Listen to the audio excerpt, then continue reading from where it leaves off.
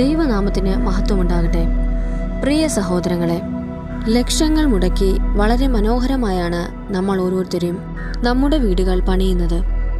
വീടിൻ്റെ ഉള്ളകം മനോഹരമാക്കാൻ വേണ്ടി വിലപിടിപ്പുള്ള പലതരം ചിത്രങ്ങളും രൂപങ്ങളും നമ്മൾ ചുമരിൽ തൂക്കിയിടും. എന്നാൽ ഒരു നിമിഷം നിങ്ങൾ നെഞ്ചിൽ കൈവച്ച് ചിന്തിക്കുക.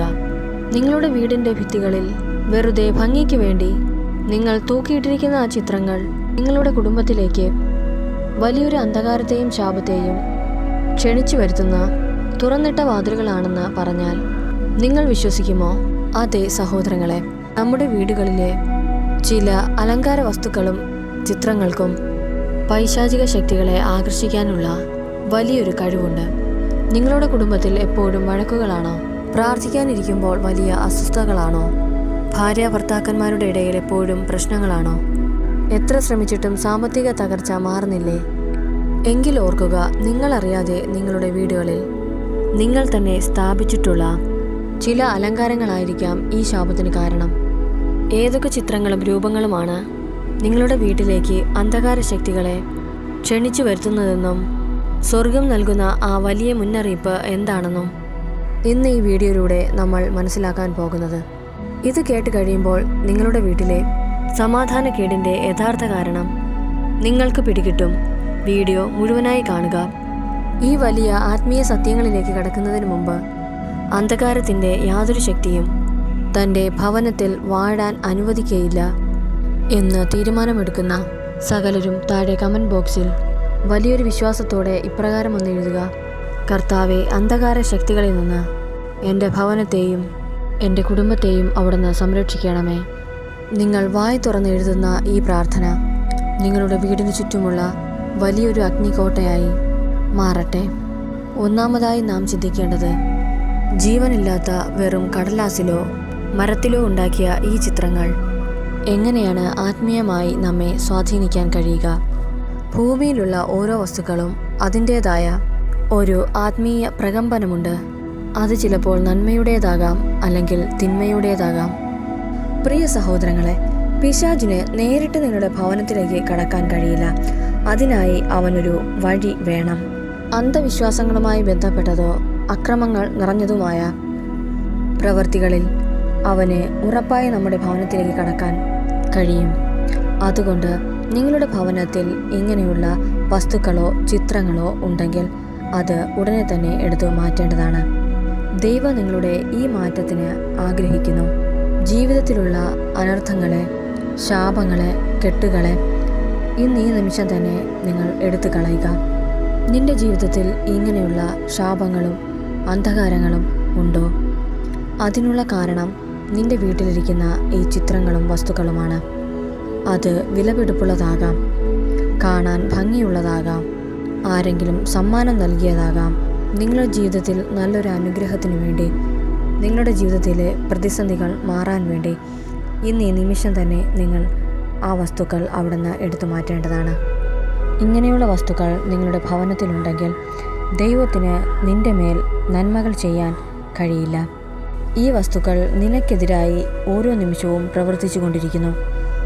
സഹോദരങ്ങളെ, ദൈവത്തിൻ്റെ ശക്തി നിന്റെ മേൽ വരണമെങ്കിൽ, ദൈവത്തിൻ്റെ ശക്തി നിന്റെ കുടുംബത്തിന്മേൽ വരണമെങ്കിൽ, ദൈവത്തിൻ്റെ ശക്തി നിന്റെ മക്കളുടെ മേൽ വരണമെങ്കിൽ, ദൈവത്തിൻ്റെ ശക്തി നിന്റെ ഭാവി മേൽ വരണമെങ്കിൽ, ഇങ്ങനെയുള്ള വസ്തുക്കൾ നിന്റെ ഭവനത്തിലുള്ളത് ഒരു നെഗറ്റീവായി തന്നെ ബാധിക്കുന്നു.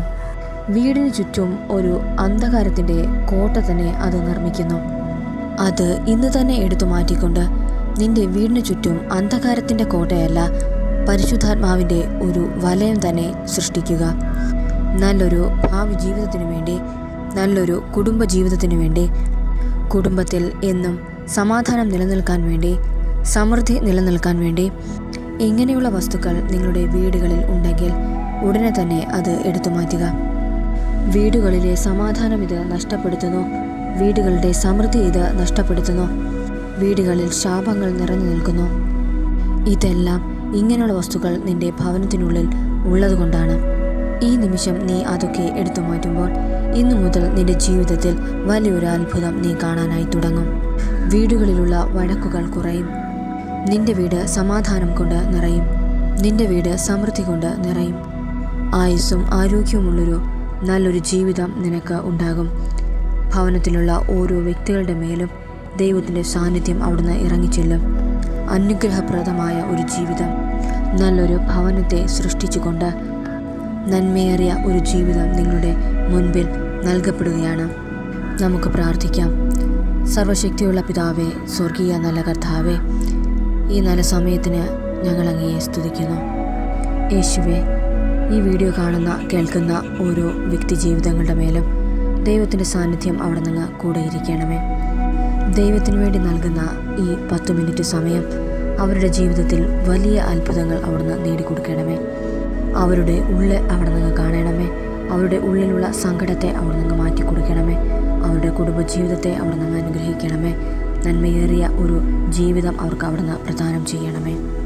സമാധാനവും സന്തോഷമുള്ള ഒരു കുടുംബത്തെ, ഒരു വീടിനെ അവർക്ക് അവിടെ നിന്ന് നൽകണമേ.